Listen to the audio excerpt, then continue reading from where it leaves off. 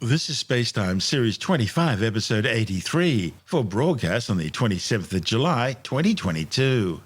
Coming up on SpaceTime, 3 new particles discovered at CERN, a new telescope to test competing theories of dark energy, and Cygnus used to boost the International Space Station for the first time. All that and more coming up on SpaceTime. Welcome to SpaceTime with Stuart Gary.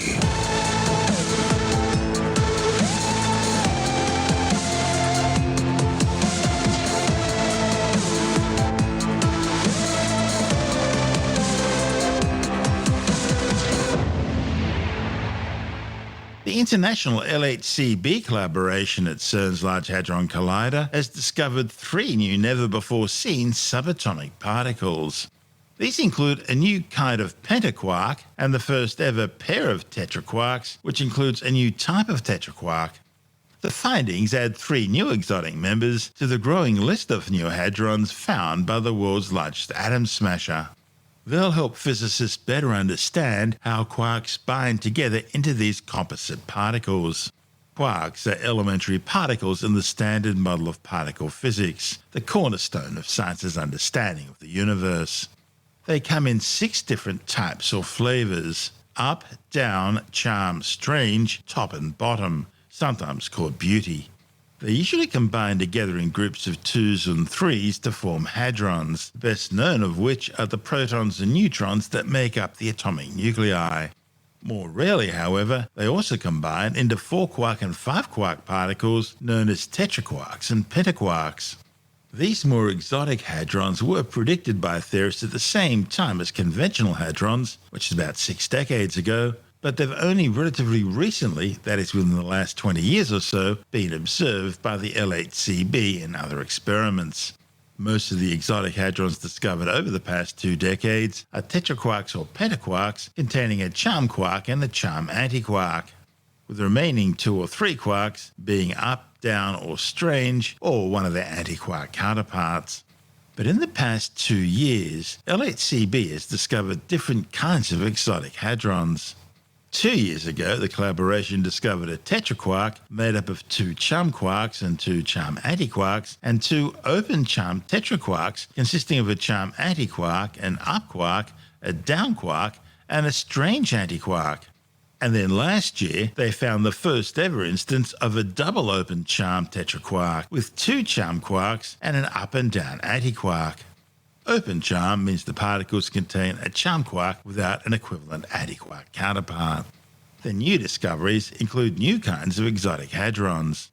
The first kind, discovered in an analysis of decays of negatively charged B or bottom mesons, is a pentaquark made up of a charm quark and a charm antiquark, and an up, down, and strange quark. And this was the first pentaquark found to contain a charm quark. The finding had a most impressive statistical significance of 15 standard deviations, far beyond the 5 standard deviations required to claim a new discovery in particle physics. The second kind is a doubly electrically charged tetraquark.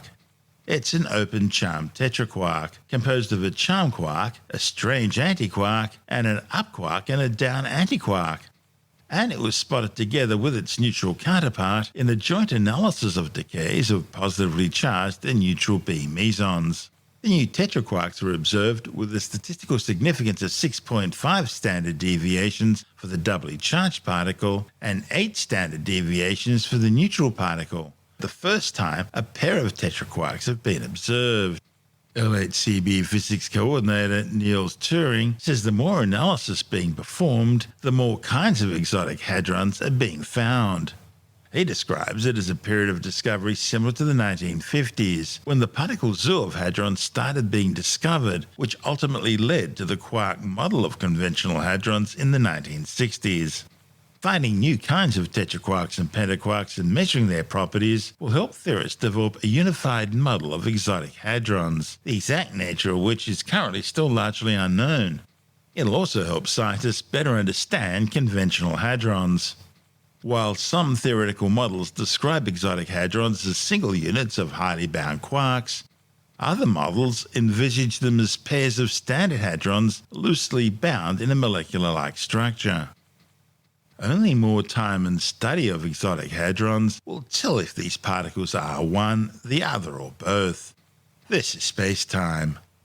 Still to come, a new telescope to test competing theories of dark energy, and the Cygnus cargo ship used to boost the International Space Station up into a higher orbit. All that and more still to come on SpaceTime.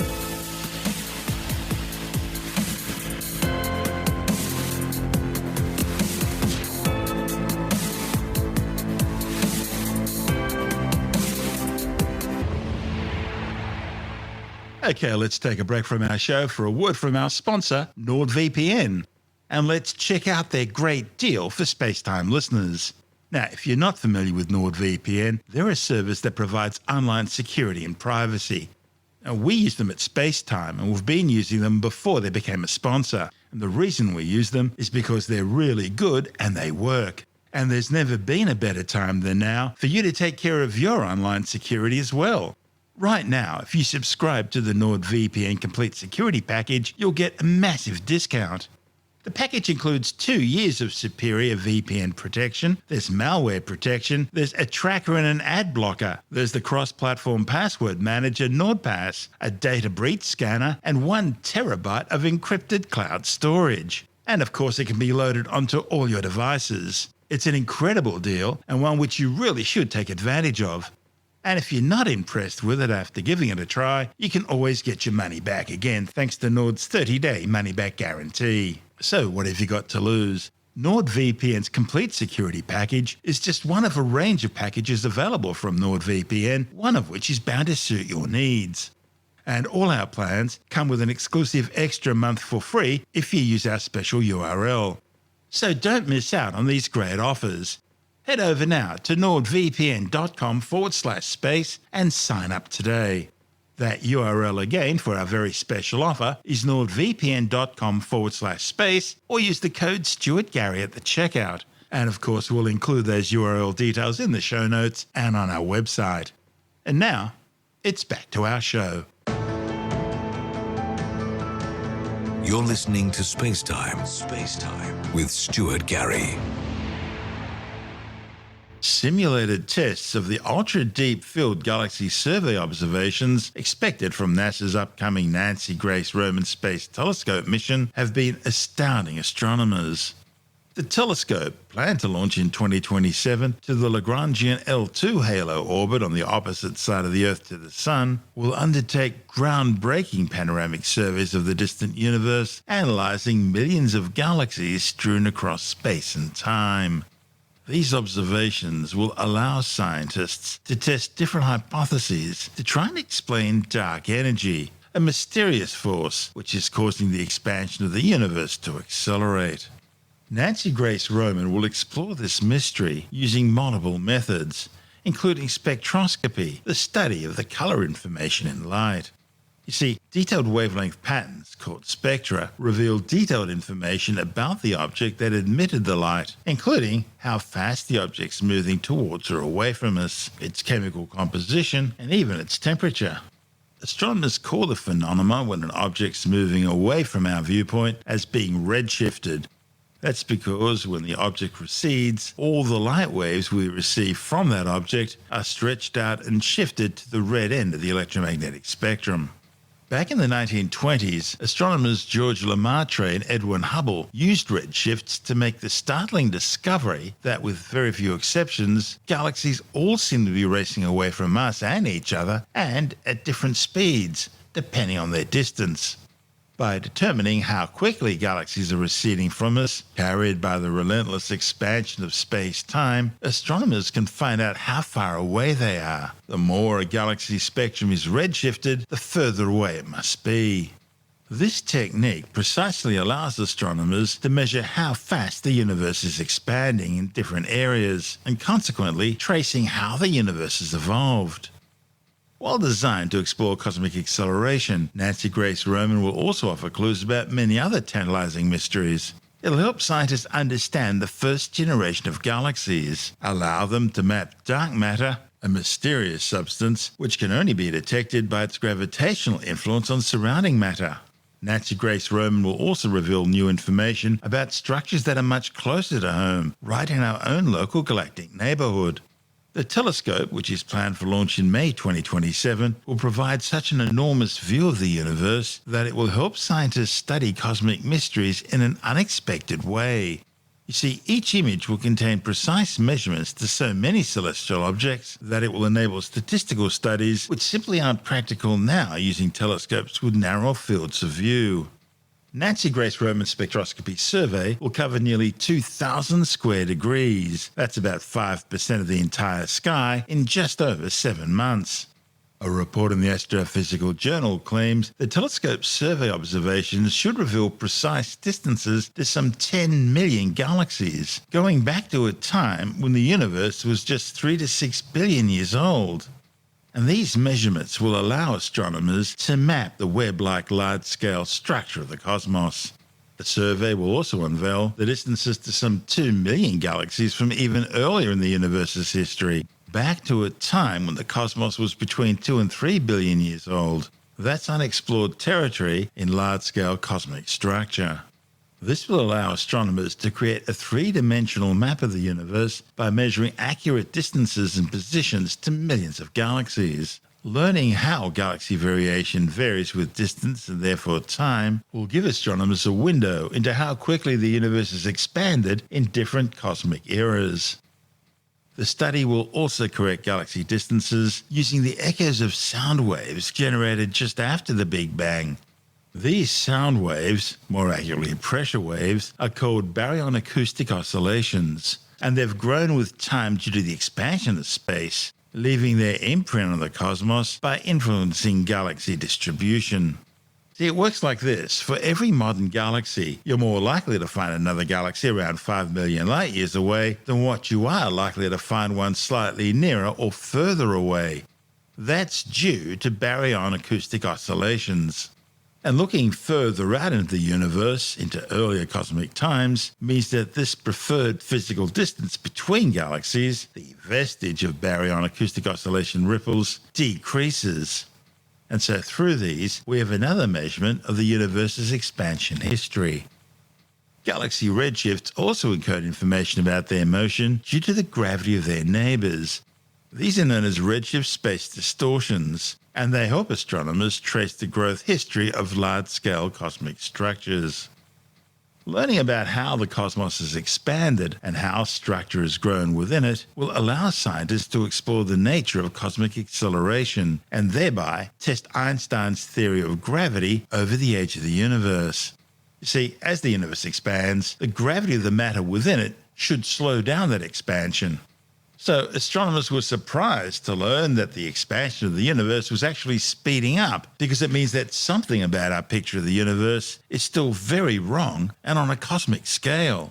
The mystery could be explained by adding a new energy component to the universe, a component which scientists have named dark energy.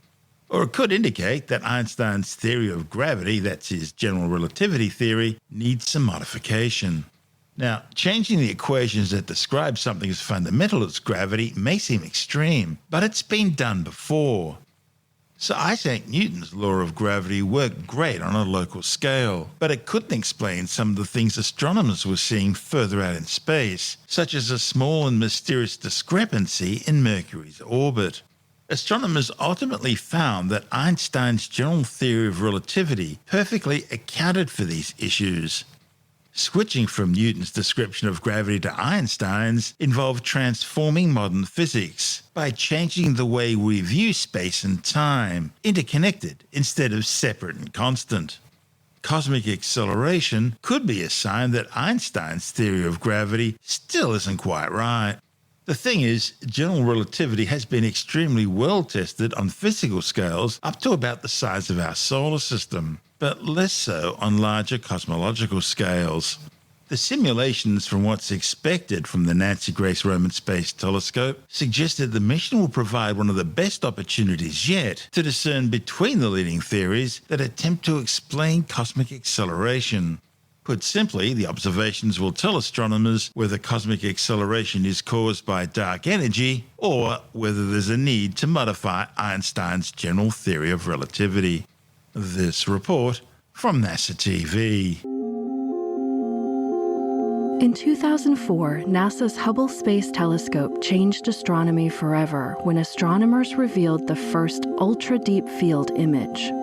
Created with more than 270 hours of observation over the course of a year, it is our farthest ever visible light image of the universe. This tiny window revealed thousands of galaxies in a seemingly empty patch of sky. We can't see any farther in visible light because the unrelenting expansion of space has stretched galaxies' ultraviolet glow into red light. More distant galaxies are mostly detectable in infrared. That's why, in 2009, Hubble captured an infrared ultra-deep field image that probed even deeper into the same spot. It remains one of the most distant images ever made, and a key source of information about some of the universe's early history. The Nancy Grace Roman Space Telescope will have infrared resolution and capabilities similar to Hubble, but each image will cover 200 times the area of sky. A potential Roman ultra-deep field could be far faster to capture, yet cover hundreds of times as much of the early universe. To further explore this potential, a team of researchers has created a simulated ultra-deep field image. The entire image contains about 1 square degree of sky, or about 5 full moons.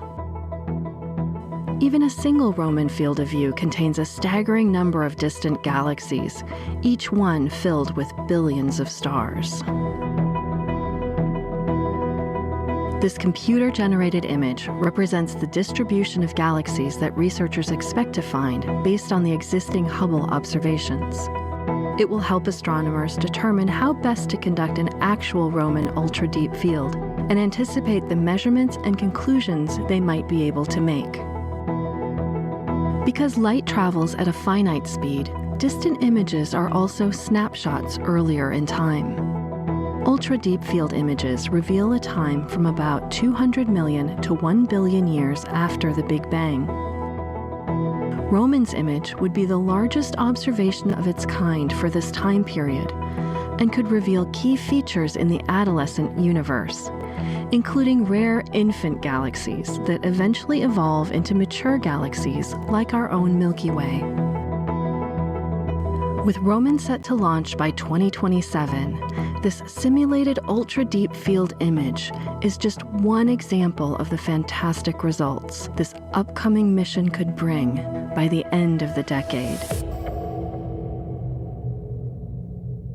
The Nancy Grace Roman Space Telescope is a sibling of the famous Hubble Space Telescope, and they aren't alone.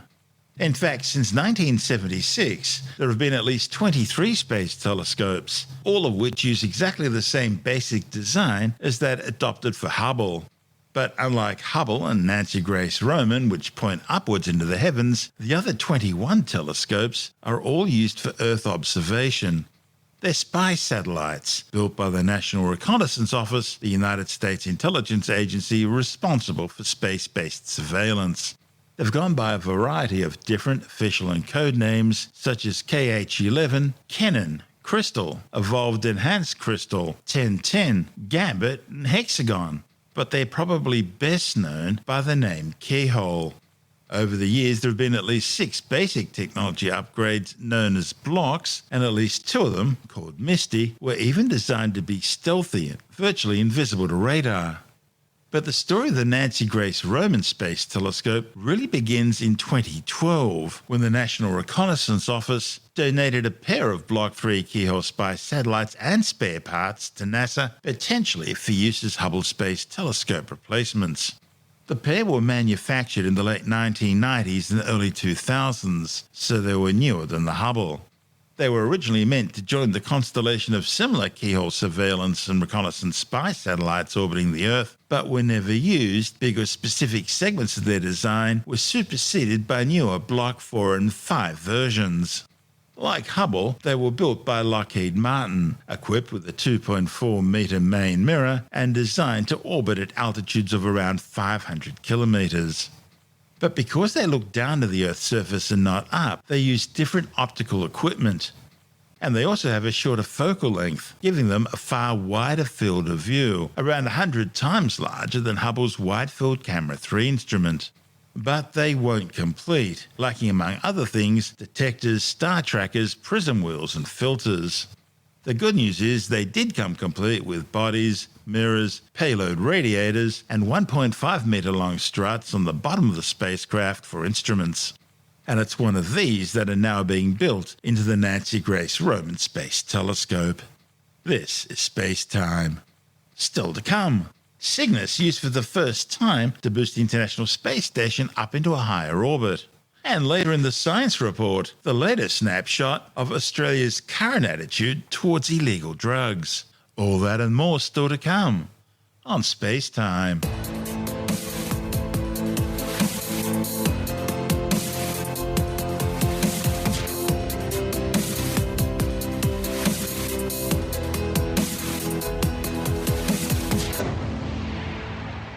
NASA has used a docked Northrop Grumman Cygnus cargo ship to boost the International Space Station up into a higher orbit for the first time.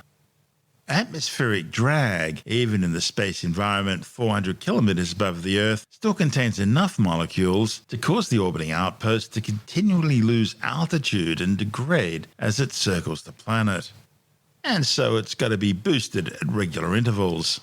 During the 301-second burn of the Cygnus NG-17's gimbal delta velocity engine, the space station's altitude was raised by 160 metres in apogee and around 800 metres in perigee.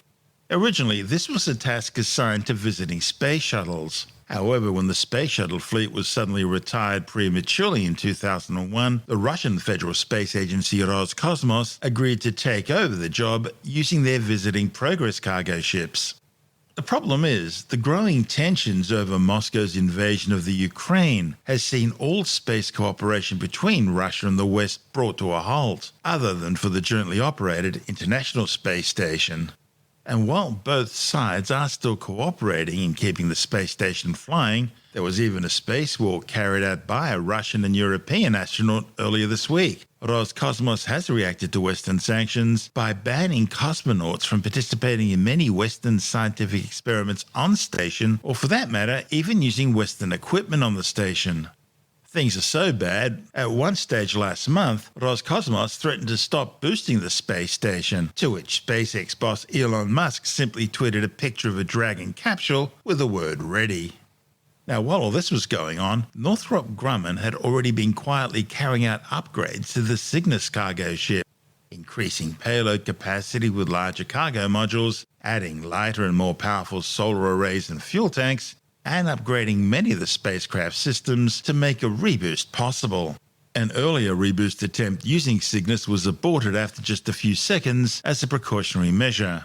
But after adjusting flight limits, another attempt was carried out, this one successfully lifting the space station up into a higher orbit. Just days after the maneuver, a SpaceX Dragon cargo ship loaded with over 2.5 tons of supplies docked successfully to the International Space Station.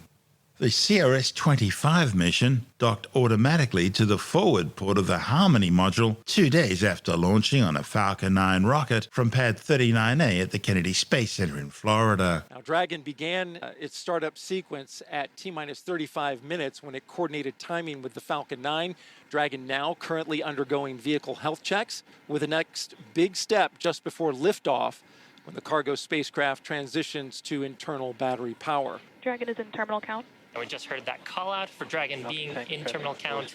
And the strong back retract, that's perfect timing. That large truss structure next to the vehicle is called the transporter erector or the strong back. And as was called out on the loops, it pulls away from the vehicle in preparation for liftoff. Those clamp arms around the body of the second stage start to retract. And then shortly after that, the whole structure will pull away from Falcon 9.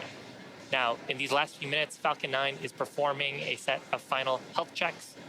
on its primary communications, avionics, and propulsion systems in preparation for liftoff. We're also going to continue to hear call-outs throughout that the engines are sufficiently chilled in as we get closer to liftoff. Checkouts of the second stage thrust vector control actuators. They are underway. This is often referred to as the engine wiggle test. This is when SpaceX moves the thrust nozzles slightly to make sure that the guidance hardware is go for flight. At the time of launch, 8:44 and 22 seconds p.m. Eastern Time, the International Space Station will be over the Pacific Ocean, 257 statute miles in altitude. Now, we actually heard just about 30 seconds ago that liquid oxygen loading is complete on the first stage. And coming up here, just under 20 seconds, we'll hear a similar call out on the second stage. That will wrap up propellant loading on Falcon 9 in preparation for launch. At this point, Dragon is performing its final health checks to make sure we're ready to go for rendezvous with the space station about 38 hours from now. There's a call out there for LOX load complete. At T-minus 1 minute, Dragon will transition to internal power. Falcon 9 computers will enter startup mode and begin final pre-launch checks, guiding the rocket through the last seconds before liftoff. Falcon 9 is in startup. There you have the call. Dragon is in countdown. Both stages are now pressurizing for launch. LD is go for Falcon 9, Sierra's 25 launch. So range is go, weather is go. 10, 9, 8, 7, 6, 5, 4, 3, 2, 1. Engine ignition. And liftoff. Liftoff of SpaceX's Falcon 9 rocket, launching Dragon on the 25th mission to resupply the International Space Station with cool science and a new advanced instrument to more effectively study our planet's climate. Power and telemetry nominal.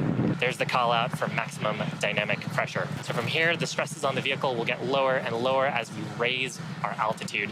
Coming up, we've got 5 events back to back. The first of those will be main engine cutoff, or MECO. That's where all 9 Merlin 1D engines on the first stage will shut down. I'm back, chill. Following that will be stage separation, where the first and second stages will separate. The first stage will flip around to make sure it's headed back towards the landing site and our drone ship named a shortfall of gravitas. And then the second stage will ignite its Merlin vacuum engine to boost Dragon into low Earth orbit during second engine start number 1. We just heard the call out there for engine chill-in on the second stage engine starting. The last event is the boost back burn on the first stage. That's to reduce the velocity of that vehicle as we prepare for atmospheric entry. Now, all of those events happen over about 45 seconds. MECO. Stage separation confirmed. And back startup. So the first 3 of those events are complete. And now the boost back burn is underway. Stage 1 boost back shutdown. Successful shutdown of the first stage Merlin engines for the boost back burn. Second stage engine continuing to burn. That'll continue to burn until about the T+8 minute and a 40-second mark into the mission. Our 30th mission of 2022 and the 3rd Dragon flight to the International Space Station this year. We lifted off just about 4 minutes ago from the Kennedy Space Center in Florida. Now, speaking of the entry sequence on the first stage, to make its way back to that drone ship, it's going to have to execute 2 more burns. The first of those is the entry burn, where we'll ignite 3 of the Merlin engines, and that helps slow down the stage as we enter the upper part of the Earth's atmosphere. Following that, there will be a second burn, the landing burn, and there will only ignite a single Merlin 1D engine that'll bring the vehicle speed down to 0 for a soft touchdown on the drone ship. The plumes of white, that's actually from our nitrogen gas thrusters that are helping to keep the first stage oriented, engines down, as we are in the vacuum of space at the moment. But once we get through that entry burn, the grid fins, which are deployed, will then take over control as we start to get atmospheric authority. And then the first stage will only use those grid fins to steer back towards our drone ship. So entry burn expected to start about 10 seconds for now. 1 FTS is safe. Just taking a quick look in, stage 2 engine performance, about nominal, continuing to burn. We've got about 3 more minutes for that burn. Stage 1 entry burn startup. The velocity on the first stage rapidly slowing down as we Stage 1 fire entry burn shutdown. the entry burn. That burn only lasting about 15 seconds. And now we're doing a quick attitude correction to make sure we're pointing the heat shield down. And that entry burn and the plume coming back on the stage ends up depositing a small layer of carbon on the vehicle, which is what gives our first stages that awesome sooty look once we've reflown them. The Falcon 9 also has 4 landing legs. They're made of carbon fiber and aluminum honeycomb, placed around the base of the rocket, and they'll deploy just prior to landing during the landing burn. If we're successful in recovering this Falcon 9, it'll mark its 5th successful landing and our 130th landing overall of a Falcon 9, including Falcon Heavy missions. So landing burn coming up shortly. Stage 1 landing burn. Stage 1 landing leg deploy. People real excited behind me, right in the middle. 5th landing for this Falcon 9, 130th landing overall for an orbital class rocket. Beautiful sight to see. Now coming up next is second engine cutoff number 1, or SECO 1. We'll expect the Merlin vacuum engine to stop firing just about 30 seconds from now. It's carrying the Dragon spacecraft to its drop-off orbit around our planet. After we complete second engine cutoff number 1, we'll do a quick check to make sure that the burn performance is as expected. Stage 2 FTS. We're in the targeted orbit. We usually hear that called out as a nominal orbital insertion or a good orbit call out on the loops. And back shutdown. So you heard a call out on the loops there for shutdown of the Merlin vacuum. There's nominal orbital insertion. So that means that the ground teams have assessed the orbit, and stage 2 is right where we want it to be. And of course, that also means that Dragon is right where we want it to be, since it's been riding on the the second stage this whole time. The flight's primary payload was Emmet, the Earth's surface mineral dust source investigation spectrograph developed by NASA's Jet Propulsion Laboratory, which we covered in last week's show. Emmet will be mounted on the outside of the space station, from where it'll measure the composition of dust in the Earth's atmosphere and determine where the dust is mostly coming from and where it's blowing to. The mission's also transporting a new main bus switching unit, which will replace a degraded one on the space station's S6 truss. Also aboard the Dragon were 2 new NASA spacesuits. They'll replace the older suits, one of which has started to show its age, leaking water during recent spacewalks. The CRS-25 manifest also includes an experiment using tissue chips in order to study how microgravity affects the human immune system during spaceflight. There's also a soil experiment designed to determine how microgravity affects complex communities of microorganisms as they carry out key functions in soil, including the recycling of carbon and other nutrients and supporting plant growth. The Genes in Space 9 experiment will test free production of protein in microgravity and evaluate 2 cell-free biosensors that can detect specific target molecules. This will ultimately provide a simple, portable and low-cost tool for medical diagnostics, on-demand production of medicines and vaccines, and environmental monitoring on future space missions. Another experiment will look at the process of creating concrete alternatives in space, using a mixture of organic and on-site materials, such as lunar or Martian dust. The mission also carried 6 CubeSats, including the Beaver Cube, which was built by American high school students and equipped with 1 visible and 2 infrared imagers to measure cloud properties, ocean surface temperatures, and ocean color in order to study the Earth's climate and weather systems. Just 2 days after the Dragon launch, SpaceX launched another Falcon 9, this one from the neighboring Launch Complex 40. It was carrying another 53 Starlink broadband internet satellites into orbit. The flight marked the 13th launch for the same Falcon 9 booster, which then successfully returned to Earth, landing on the drone ship Just Read the Instructions, which had been pre-positioned about 650 kilometers downrange northeast of Cape Canaveral in the North Atlantic Ocean. That mission means SpaceX have now launched an incredible 2,858 of the 260 kilogram Starlink satellites. They eventually hope to get that number up to around 30,000. This is SpaceTime.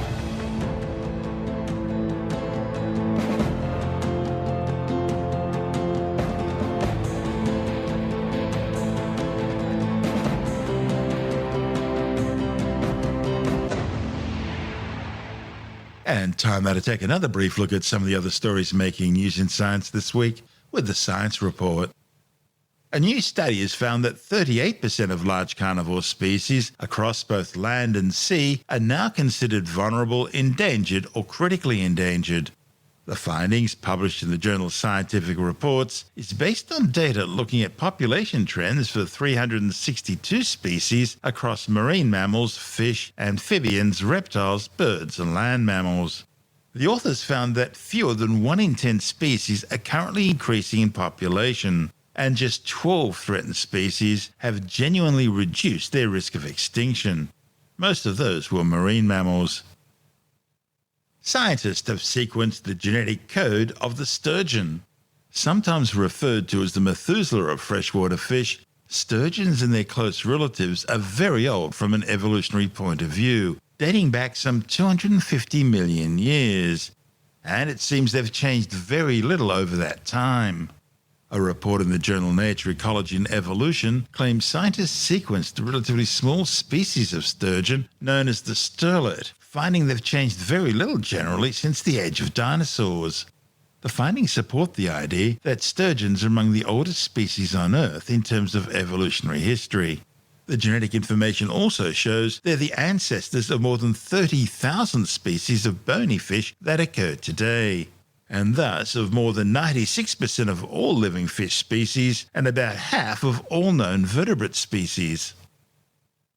A new Australian Institute of Health and Welfare report has looked at Australia's latest attitudes and perceptions towards drugs. The survey found 3 in 4 Australians aged 14 and older had consumed alcohol in the previous year. More than 1 in 10 smoked tobacco daily, and 2 in 5 had used an illicit drug at some time. Most Australians, some 78%, continue to support the decriminalisation of cannabis. That's up from 66% in 2010. However, only 41% thought the drug should be totally legalised, up from 25% in 2010. Attitudes towards harder drugs were less relaxed, with just 8% supporting the legalisation of cocaine, up from 6.3% in 2010, 9.5% for ecstasy, up from 6.8% in 2010, 5.6% for heroin, and 4.6% for methamphetamines, both about the same as the numbers in 2010. There are renewed calls this week for the social media platform TikTok to be banned in both Australia and the United States, with a growing number of experts warning that the app is spying on you and your children. The platform, which beat out Google to become the world's most popular website last year, largely consists of short dance videos and is widely considered to be fairly harmless. But being a Chinese company, it's governed by Chinese law first, which means it's required to support, assist and cooperate with the Chinese State Intelligence Network. And with the Chinese government now a world leader in data collection, AI and facial recognition software, there are fears TikTok's being used by Beijing to spy on people and collect data for future blackmail, or simply to bombard them with fake news and information designed to influence future voting patterns. With the details, we're joined by technology editor Alex Zaharov-Reut from ITY.com. TikTok has been accused for some time, for years, of being an app that just is sucking information. There's been a new report from Canberra-based cybersecurity and intelligence firm Internet 2.0 that has set off the latest round. But there was also a report from BuzzFeed earlier this month. In the US, the FCC has asked Apple and Google to remove TikTok from its app store. So there's a lot of talk about TikTok, and the analysis done by Internet 2.0 was of the source code, and they did it on Android, and they were saying that there was a server connection to mainland China, even though the IP address is Singapore. The information is apparently going there. Now, we've got device mapping where all of the apps that are installed on the phone are being collected and reported. Apparently, TikTok is checking for your location at the very least once per hour. It's got ongoing access to your calendar. It's having a look at any external storage that you might have. It looks at Wi-Fi names. It looks at the past Wi-Fi networks. Looks for the serial numbers, the SIM card serial number, device ID, the IMEI number, the MAC address, the phone number, GPS status, all accounts, complete clipboard access. If you are using an Android device and you have an SD card, it's able to get a list of all the different information that's on that particular card, SIM card numbers, phone numbers, device build numbers. I mean, the list is ongoing. I mean, the amount of data it's taking is basically pretty much everything it can take. And it's not the only app to be doing this. I mean, social media apps are well known to also collect or request this sort of information, and that's why Apple put up its Ask app not to track. The danger is that these apps are asking for permission for your photos and videos. Does it really need this information? Well, look, the reports that are coming out are suggesting that TikTok is gathering all this information so that it can create profiles on people and then potentially use this information in the future when a lot of the younger people are in government jobs or working for other companies. And, the accusation is that they could use it for blackmail. One thing's for certain, when you have all the information on your phone and that phone also has cameras and microphones, I mean, that whole Orwellian scenario where the TV with the camera was watching everything you're doing. I mean, we live in a world where that's actually possible. And so there have been calls from the government. I mean, Australia's former Prime Minister, Scott Morrison, was asking people to delete TikTok from their phones a couple of years ago. But in the US, the FCC has asked Apple and Google to remove TikTok from their app stores. And BuzzFeed also put out a big article about this recently. So you just have to decide whether you want to have this app on your phone or not. There are algorithms that are watching everything you're doing. Apparently, when you go on TikTok, if you start creating content, then the app is very quick to give you all sorts of followers and to sort of get you to be very used to the app. But you also have to ask yourself, is this really a valuable use of your time? Creating these little dance videos or videos featuring cats or dogs or pets, I mean, it's sort of a way for, the mind to be rotted in the West. Apparently, TikTok in China is very different to TikTok in the West. In China, there's a lot of videos that are about healthy things or about ways to improve yourself. But in the West, it's all sort of time-wasting stuff. Remember, if the app is free, you're the product. That's right, yeah. Well, all the information about you. Privacy is slipping away, and we need to be the generation that doesn't tell our grandchildren what it was once like to live in a world with privacy, which is to paraphrase Ronald Reagan. He said, we don't want to be the generation that tells our grandchildren what it was like to live in a country that was once free. That's Alex Zaharov-Reutt from ITWire.com.